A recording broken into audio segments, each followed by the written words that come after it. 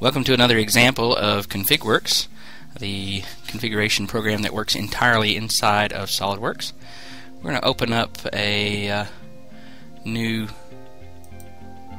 configuration here, or our configuration. What it first does is it goes out and it queries the database as it currently exists and finds out what all the current settings are. One of the wonderful things about ConfigWorks versus some of the other packages that are out there is that it's bidirectional. If you get your configuration to a certain point, you can always go back and re-update that configuration using ConfigWorks without having to start all over from scratch.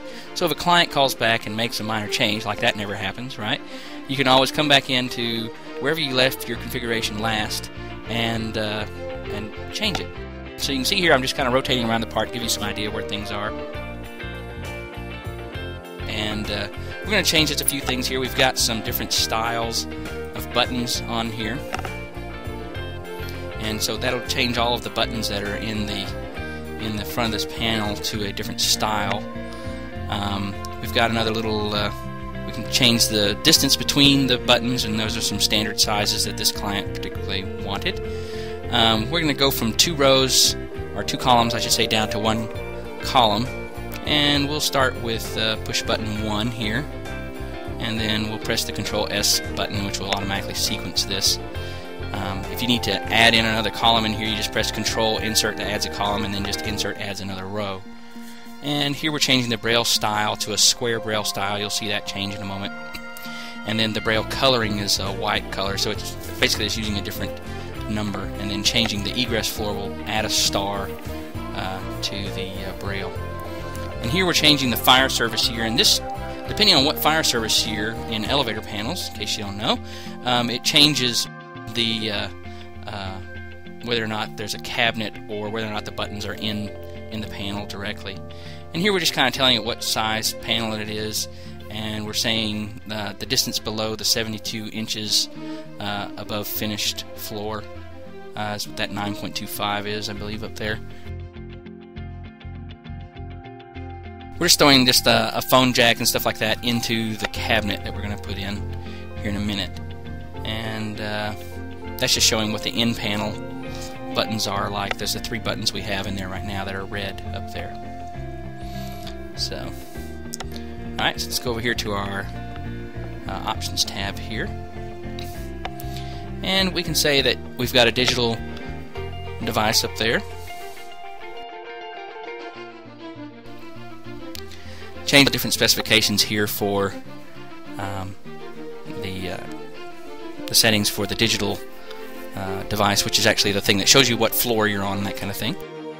This had a card reader in this configuration that was already in there, and it's going to remove that card reader. And then there's a phone here right now. You can see that phone has a different kind of hole pattern in the front. And depending on what phone style they pick, it's going to change these hole patterns in the front plate and the sub plate. Actually, 2 plates of metal in there. And you'll see that a little bit more when you look at the drawings. And we're actually going to remove that service cabinet down here at the bottom and get rid of that. Just show you that there's some different stuff in there with some ground fault plugs in there for running vacuum cleaners and that kind of thing. And now we're actually going to throw some key switches in the panel. They'll be right up above the switches. So we're going to say 50 inches above the floor. And here's all some switches and stud mounted things, and it will automatically change the hole to either just a circular hole or to a keyed hole on the plate and subplate. And we'll just take the emergency light out here, which is this light that you see there. So that'll come out and it will fill in that space on the panel and the sub panel. And we'll get rid of the elevator number plate at the very top, get rid of the certificate window. Let's change this one dimension here. I think it's 84 now. Let's make it like 79 or something. Just enough distance where you can see that it actually changes. And we'll press OK. And it updates the elevator panel. Takes a few minutes. Tells you what it's doing when it gets down there. You can see that it's added that firefighter panel in there. And while it's updating, you'll see some red over there to the side while SolidWorks is updating, but it doesn't last very long. You can see now we've got just 1 row of buttons there, and then all those key switches and things that we put in there because we don't have a service cabinet anymore. And that shows you the actual runtime, which was about 10 minutes to pull that whole thing together. When we go in here, you can see that it's actually changed out the phone style, it's removed some things, put in some other pieces in there for the capacity plate down at the bottom, and it's replaced that cabinet at the top, put the floor chime passing unit in there and that kind of thing. And let's see here. That's well, there's the capacity plate again. Just kind of show you that.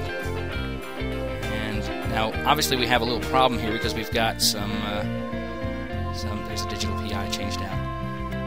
We've got some problems here because we've got those key switches are stuck into our buttons here. One of the cool things about ConfigWorks is that we can just rerun the configuration.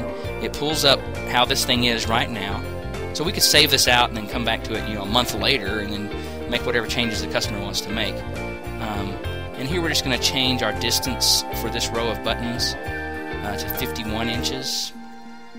And then just to make sure, we're going to squinch our elevator buttons closer together. Right here, the buttons tab. And all of this is database driven, so all of the tabs and things that you see over here on the ConfigWorks Full Swing is all defined by a database, and that takes about 30 seconds to run. And it updated all of that, moved our buttons and things around there a lot quicker than just having to do all that stuff manually. If you're using DriveWorks or some of those other packages, you'd have to actually start going in there and doing manual updates if you need to make a change like this. And last but not least, we'll go back here and check and see that our drawings have updated.